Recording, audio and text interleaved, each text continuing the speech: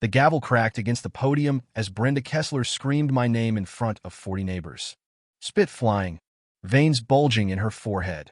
"You will pay this HOA every last cent, Brielle Adams, or I will have your house foreclosed by Christmas," she shrieked, waving a stack of violation notices like a weapon.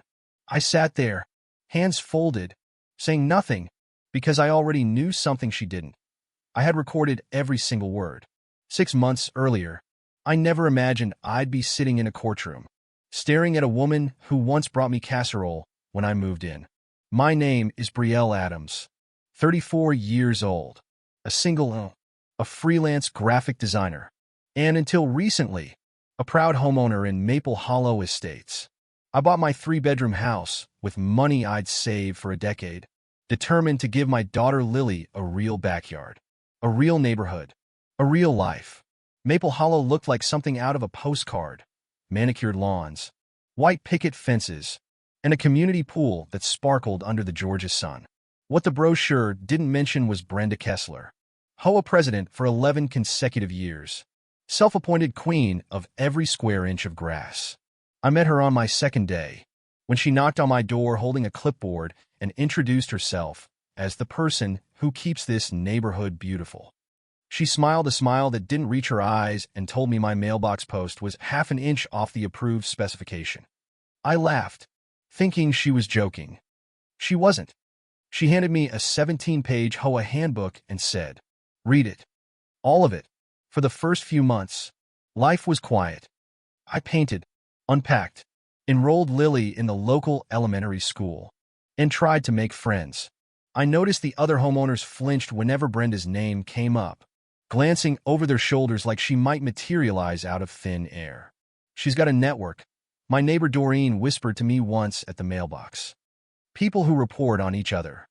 It's like a cult." I brushed it off as small-town paranoia, until the first letter arrived, taped aggressively to my front door instead of mailed. Violation notice: unauthorized flower bed color scheme. Fine, $200. Correct within 7 days, or additional penalties apply. I stood on my porch reading it twice, certain there had been a mistake. My red tulips were the same ones 3 other houses had. When I called the HOA office, the woman on the phone sighed and said, "Brenda flagged it personally. You'll want to fix it fast." I painted nothing, changed nothing, planted nothing new, but I paid the fine, because $200 felt easier than a fight. That was my first mistake. Brenda Kessler didn't see compliance as resolution. She saw it as confirmation that I would always fold. 3 weeks later, a second notice appeared. My grass was 1/4 inch over the community maximum height, a rule I hadn't known existed.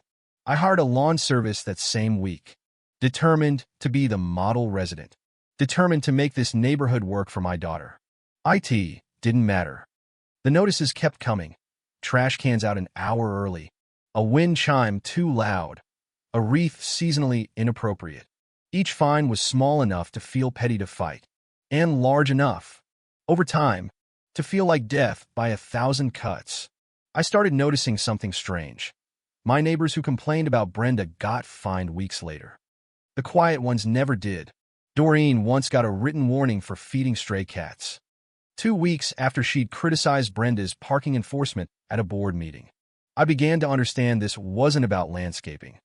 This was about control, and about making sure nobody questioned who held the power. Still, I told myself, keep your head down, protect your daughter's home. Don't make enemies of the woman who runs this place.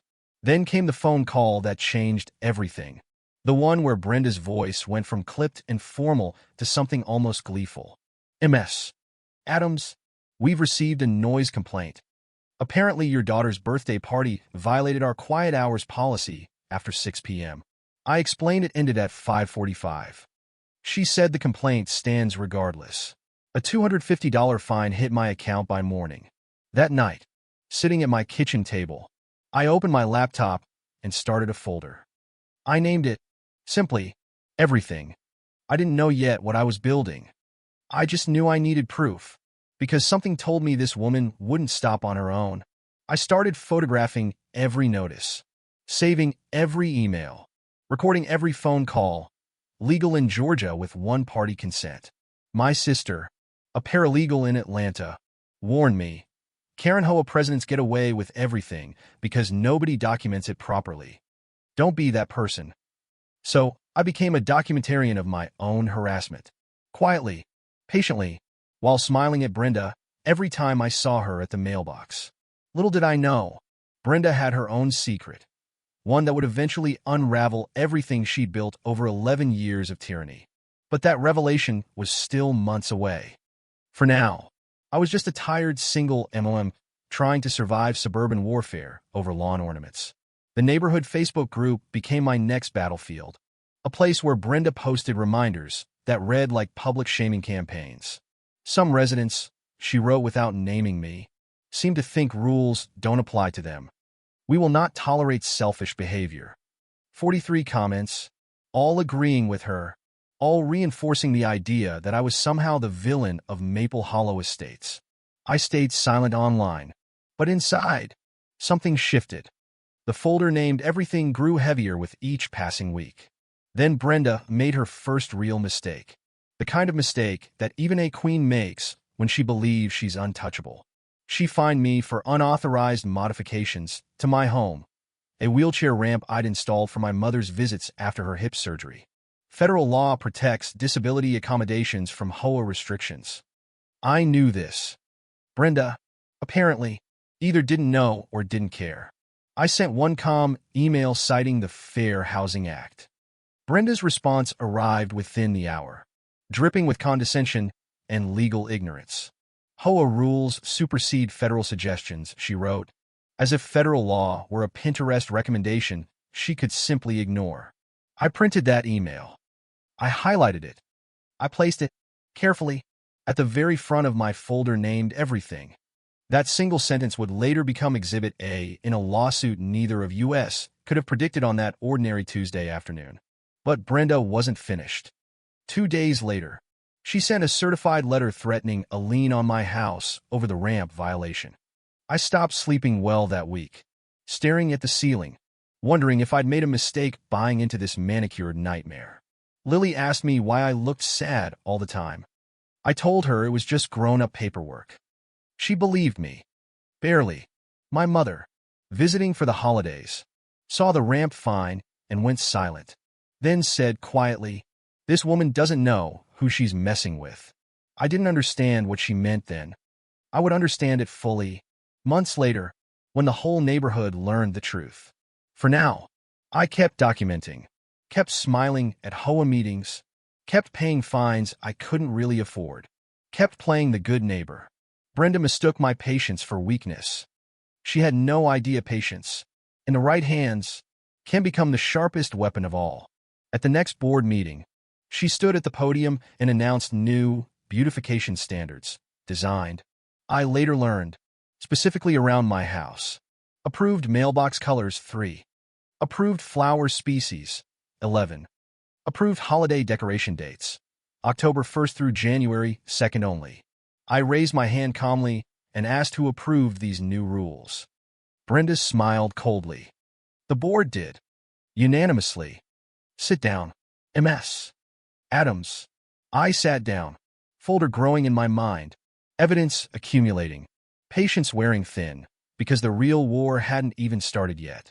The ramp fine turned into a lean threat, and the lean threat turned into something Brenda hadn't planned on, a paper trail. I hired a real estate attorney, Marcos Fejida, who read my folder and let out a low whistle.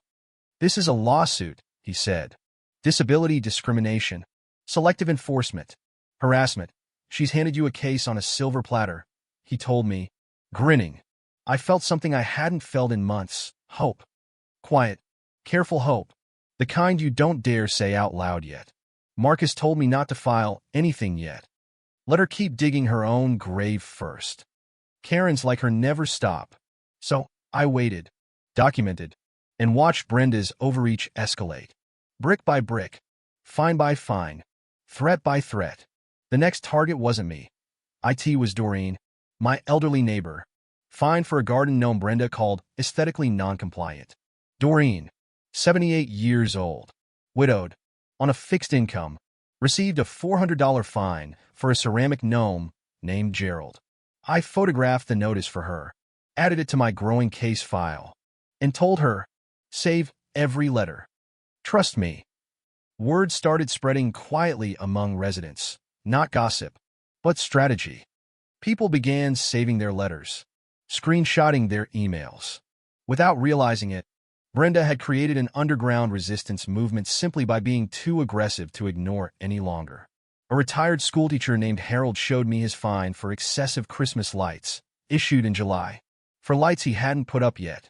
Brenda had copy-pasted an old template and forgotten to change the season. A small error. A telling one. I started a private group chat.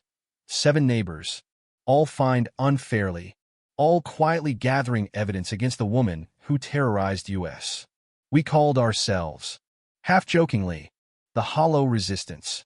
It felt silly until IT didn't feel silly at all anymore. Then Brenda made a move that shocked even Marcus. She proposed a special assessment fee of $2,000 per household. Official reason: necessary community improvements. Actual reason: according to leaked board minutes, repaving Brenda's private driveway extension. Harold, the retired teacher, obtained those minutes through a public records request. My folder named Everything grew thicker still. I brought the minutes to Marcus. He read them twice, looked up, and said, "This isn't harassment anymore. This is fraud. HOA funds, collected from residents under false pretenses, allegedly diverted toward Brenda's personal property improvements, a criminal red flag." We didn't go public yet. Marcus insisted on more evidence, more patience, more rope for Brenda to hang herself with. Meanwhile, the fines against me kept coming. A birdhouse, a garden hose color, a NON standard welcome mat pattern. Each fine felt smaller and more absurd, and yet each one strengthened the pattern Marcus called textbook selective enforcement. At a community potluck, Brenda cornered me by the dessert table, smiling sweetly, voice low enough for only me to hear. "You should really consider selling, Brielle. This neighborhood isn't for everyone. Some people just don't fit our standards." I smiled back and said nothing, though inside, something cold and sharp settled into place. This was no longer about lawn rules. That night, I transcribed her exact words into my file, time-stamped, alongside 3 witnesses who'd overheard the exchange. Discrimination based on who fits, spoken by a woman with unchecked power over people's homes. Marcus called it gold. 2 weeks later, the twist none of us saw coming. Brenda's own son, Tyler, reached out to me privately online. "My mom's not well," he wrote. "She's been hiding things from the board for years. I have documents. I want to help you." Tyler, 26, estranged from his mother after she'd forged his signature on an HOA loan years earlier, was finished protecting her. He sent me bank statements showing HOA funds transferred into a personal account labeled, chillingly, Drive omiskim provements, Becca. My hands shook reading them. This wasn't petty tyranny anymore. This was embezzlement, hiding behind flower bed regulations. Marcus reviewed everything and went quiet for a long moment before saying, "Brielle, this just became a federal matter. Possibly. Banking and interstate financial transactions can trigger federal wire fraud statutes under certain conditions." I asked Tyler why he was doing this. He said simply, "She fined a disabled veteran for a flagpole once." I'm done. The veteran, it turned out, was a man named Gerald Vance, fined for flying an oversized American flag against community aesthetic guidelines. Gerald had lost his leg in Afghanistan. Brenda fined him 3 separate times before he quietly moved away, defeated and humiliated. That story alone, when it surfaced later, would ignite outrage far beyond the walls of Maple Hollow Estates. For now, we kept building the case, quietly, carefully, while Brenda paraded around the neighborhood like an untouchable monarch. She announced a new rule at the next meeting: mandatory home inspections, twice yearly, to maintain community integrity and property values. Residents grumbled but complied, terrified of the fines that followed, even minor pushback against Brenda's ever-expanding authority. I volunteered to help organize the inspection paperwork, a request Brenda approved instantly. Thrilled to have willing help. She had no idea she'd just given me direct access to years of HOA financial records, violation histories, and board correspondence. Marcus called it an absolute gift. I called it terrifying, exhilarating, and the closest thing to justice I'd felt in months. Late one night, sorting through boxes in the HOA office, I found something that made my stomach drop entirely. A file labeled Adams, personal, containing photographs of my house taken from my neighbor's yard. Without consent, dated weekly. Brenda had been surveilling me specifically for 4 months, tracking every detail of my property like I was some kind of target. I photographed the file, documented the date, and left everything exactly as I'd found it, hands trembling with anger and vindication. Marcus said stalking adjacent surveillance, combined with financial fraud and disability discrimination, painted a devastating pattern for a jury. She's not just petty, he said. She's dangerous. And dangerous people always slip up eventually. We just need one more thing. That one more thing arrived faster than expected, in the form of an email Brenda accidentally sent to the entire resident list. Meant only for the board. The email read, "We need to push Adams out before she causes real problems. Increase fines." 43 residents received unmistakable proof of targeted harassment, sent directly from Brenda Kessler's own HOA email account. Panic spread through the community group chat within minutes. Brenda tried recalling the email. It was already too late. She sent a follow-up. Disregard previous message. Was intended for someone else. Nobody believed her. Not anymore.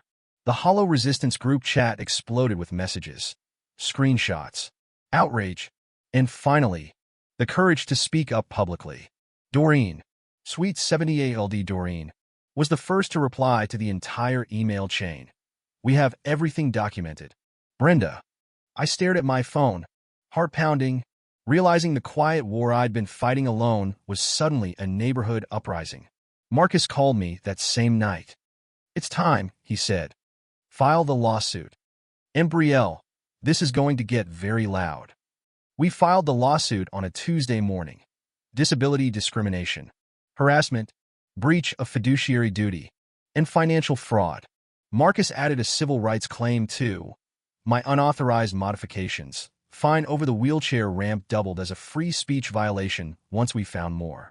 Turns out, Brenda had also fined me $2,000 for a political sign. Actually a small sign supporting a local school levy. HOA rules cannot legally restrict political speech signage under Georgia state law.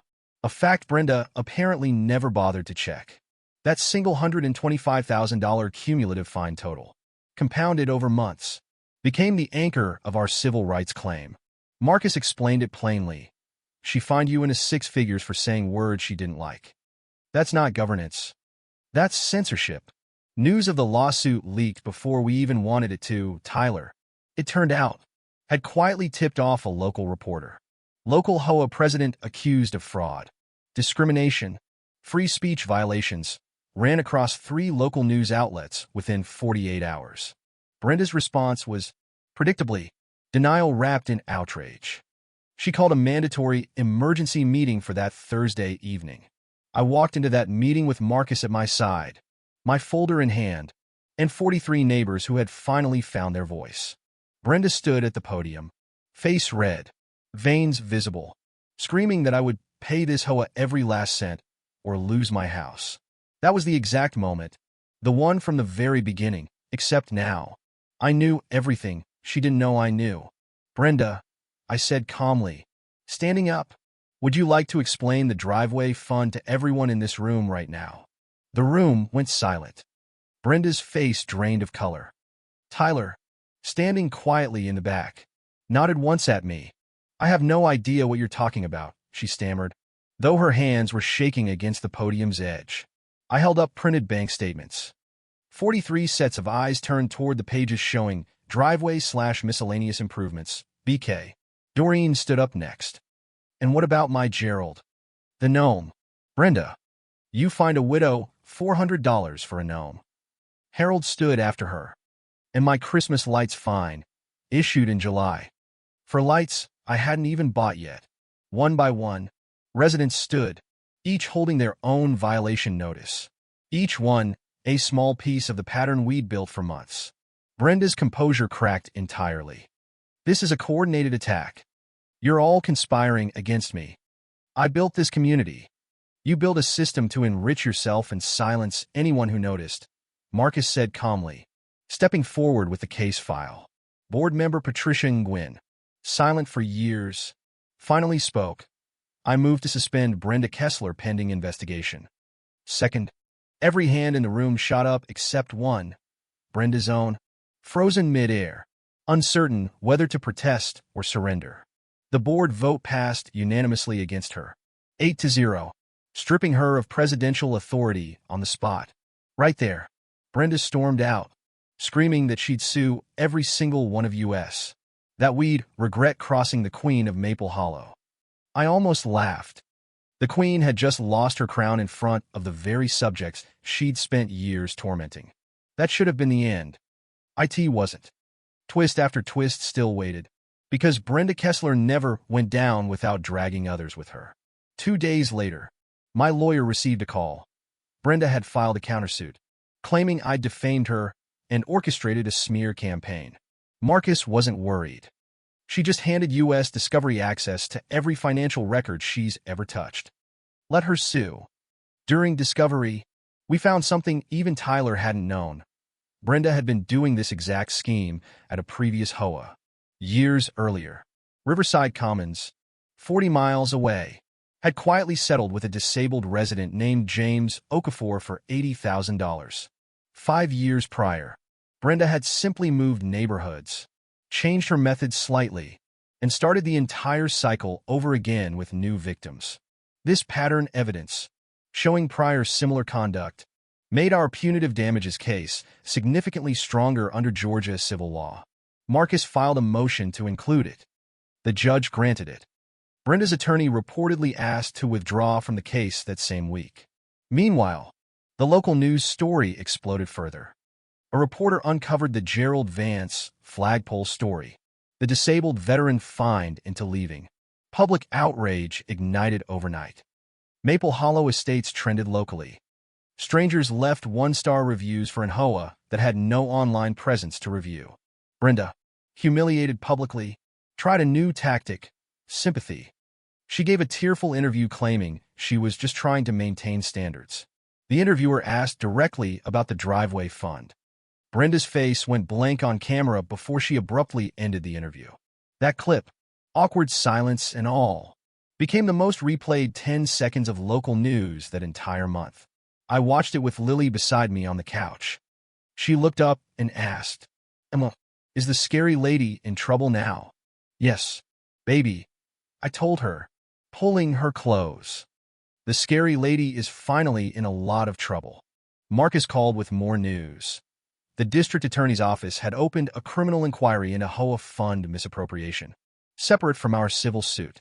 Embezzlement charges, if proven, could mean real prison time for Brenda, not just civil penalties, not just public shame.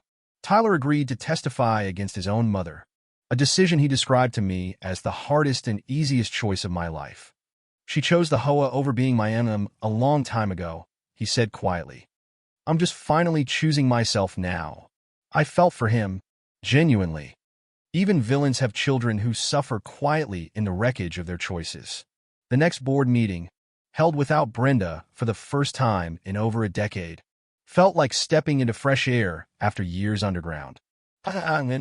Now acting president, immediately reversed every disputed fine, including my ramp violation and the political sign fine. $125,000 in cumulative fines against me, wiped clean in a single unanimous board vote. Doreen's gnome fine, Harold's July Christmas lights fine, Gerald Vance's flagpole fines. All reversed, all refunded, all acknowledged as wrongful. The Hollow Resistance group chat turned from strategy sessions into something warmer. Relief, laughter, cautious hope for the neighborhood's future. But the legal battle was far from over. Brenda's countersuit still loomed, and criminal charges take time to formally file. 3 weeks later, Another twist. Brenda's own attorney discovered she'd been hiding assets, including a second HOA presidency in another state. Turns out Brenda Kessler ran a nearly identical scheme in a small Florida community called Whispering Pines under her maiden name. Florida authorities, alerted by our discovery findings, opened their own parallel investigation into years of similar HOA fund abuse. What started as one woman terrorizing my flower beds had become a multi-state fraud investigation spanning nearly a decade of victims. Marcus, uncharacteristically excited, called me on a Friday night. Brielle, this just became one of the biggest HOA fraud cases in the state. I sat on my porch that evening, the same porch where the first violation notice had once been taped, and simply breathed. Lily ran outside, chasing fireflies in our unauthorized flower bed, red tulips glowing gold in the fading summer light. For the first time in nearly a year, I felt something close to peace, though I knew the real reckoning still waited ahead. 6 months passed before the civil trial finally began. Months filled with depositions, mounting evidence, and Brenda's increasingly desperate maneuvers. She fired 3 attorneys in that span, each one reportedly quitting after discovering new layers of financial deception underneath the last. Jury selection took 2 full days. Marcus wanted people who owned homes, who understood what an HOA fine actually felt like. Opening statements began on a Monday morning. Brenda arrived in a tailored suit, chin high, playing the victim of jealous neighbors. Her new attorney argued the fines were standard enforcement, that the driveway fund was a bookkeeping error, nothing criminal or malicious. Marcus stood, calm and measured, and simply began reading Brenda's own emails aloud to the jury. One damning line at a time. "We need to push Adams out before she causes real problems," he read.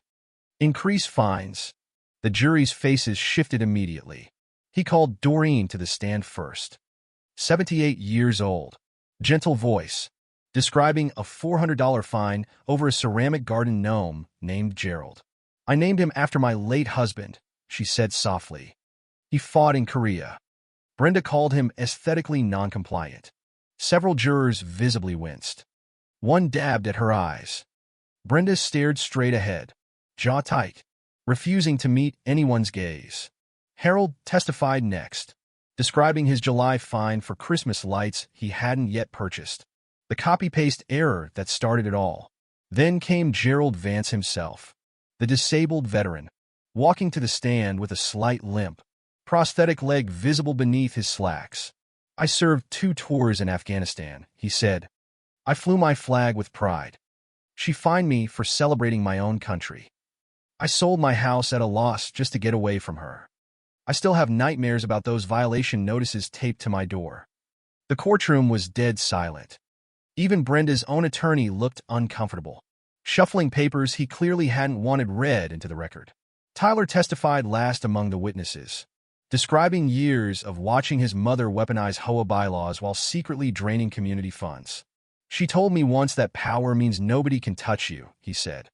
"She was wrong. I'm here because someone finally could." Brenda's face, throughout his testimony, cycled through fury, humiliation, and something that almost looked like grief for the son she'd lost. "When it was my turn to testify, I brought the ramp installed for my mother, the political sign fine, the surveillance file. She photographed my house weekly for 4 months," I told the jury. "I felt like a criminal in my own home." Marcus asked me directly, "Did you ever fight back with anything other than documentation and patience?" I said, simply, "No, I didn't have to." The defense's cross-examination tried painting me as vindictive, orchestrating a smear campaign for financial gain. It didn't land, not even slightly. "Ms. Adams," the defense attorney pressed, "isn't it true you organized other residents specifically to build a case against my client?" "I organized residents to protect their homes," I answered. "Your client did the organizing against U.S. first. I just wrote it down." The jury deliberated for 6 hours.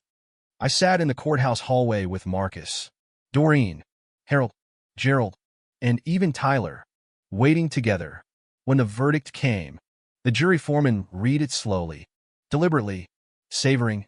It seemed Every single devastating word for Brenda. Liable for disability discrimination. Liable for civil rights violations. Liable for harassment. Liable for breach of fiduciary duty. Compensatory damages, $200,000. Punitive damages, given the pattern of prior conduct, $430,000. Total judgment against Brenda Kessler personally, $630,000. Payable directly to me within 90 days. The courtroom erupted. Doreen grabbed my hand. Harold wept openly. Gerald Vance stood and saluted. Somehow, toward absolutely no one and everyone at once. Brenda sat frozen, staring at the judgment. The same woman who once screamed she'd take my house by Christmas. Utterly destroyed. Her countersuit against me was dismissed entirely. Deemed retaliatory litigation without merit by the same judge who'd heard our entire case. Outside the courthouse, reporters swarmed. I gave one simple statement. I just wanted to keep my home. She made it about power instead. That evening, Patricia Nguyen called with news of her own. The criminal investigation had formally resulted in indictment on federal wire fraud charges. Once queen of Maple Hollow Estates, now faced up to 20 years in federal prison for interstate HOA fund fraud. The Florida investigation into Whispering Pines confirmed nearly identical conduct spanning 6 additional years under her maiden name. Brenda Michaels. Combined victims across both states numbered over 30 families. Disabled veterans, elderly widows, and single parents just trying to keep their homes. I thought I'd feel pure triumph reading that news. Instead, I mostly just felt tired and quietly, deeply relieved it was finally over. Tyler texted me that night.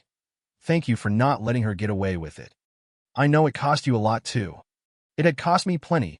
A year of stress, sleepless nights, a friendship with the neighbor I thought Brenda once was. But it had also given me something unexpected. Doreen, Harold, and Gerald. People who became real friends through a shared absolutiva. 3 months later, Brenda pleaded guilty to federal wire fraud in exchange for a reduced 8-year sentence and full restitution to victims. At sentencing, she finally spoke publicly for the first time since the trial. Voice small, nothing like the woman who once screamed at podiums. I thought the rules made me important, she said. I forgot they were supposed to protect people, not punish them. I didn't feel satisfaction hearing that. I felt something closer to pity, though I still made sure to collect every dollar owed. The $630,000 judgment, once Brenda's assets were liquidated, paid out in full over the following year. Exactly as ordered. I paid off my mortgage entirely. I set aside a fund for Lily's education. I donated a portion, quietly, to veteran housing charities. Gerald Vance used his settlement to move somewhere with no HOA at all, a small farmhouse with land as far as he could see. Doreen kept Gerald the gnome proudly displayed on her porch, now wearing a tiny sash that read, simply, Survivor. Maple Hollow Estates elected Patricia Nguyen as permanent president, and within a year, dissolved nearly half its restrictive bylaws entirely. Political signs, flower colors, mailbox specifications, all left to residents' discretion. A quiet monument to everything we'd fought against. Tyler and I stayed in touch. He started community college, studying social work. Determined, he said, to help people who feel powerless. I still think about that first violation notice sometimes, taped aggressively to my door, over red tulips that matched 3 other houses.